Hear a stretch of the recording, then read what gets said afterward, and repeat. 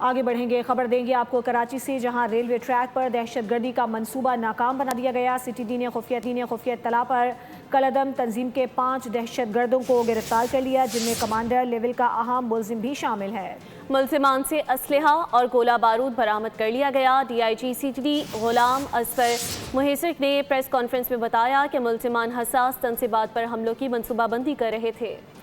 کراچی میں railway track پر دہشت گردی کا منصوبہ ناکام بنا دیا گیا۔ سی ٹی ڈی نے خفیہ اطلاع پر کالعدم تنظیم کے 5 دہشت گردوں کو گرفتار کر لیا، جن میں کمانڈر لیول کا ایک اہم ملزم بھی شامل ہے۔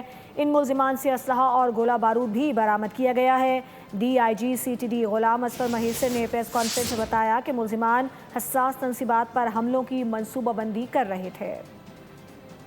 آئی ای ڈیز بنا کے اور ریلوے ٹریکس کو اور باقی جو لاجسٹک لائنز ہیں خاص طور پہ اس کو یہ ٹارگٹ کرتے ہیں۔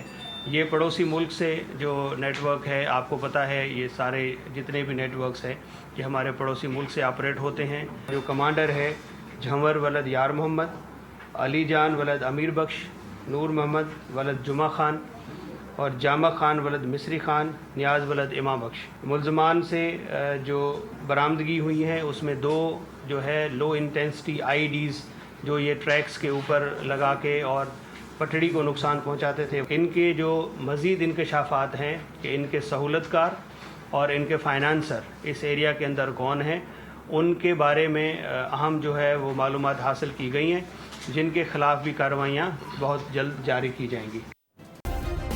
سبسکرائب کریں اور بیل دبائیں تاکہ کوئی خبر رہ نہ جائے۔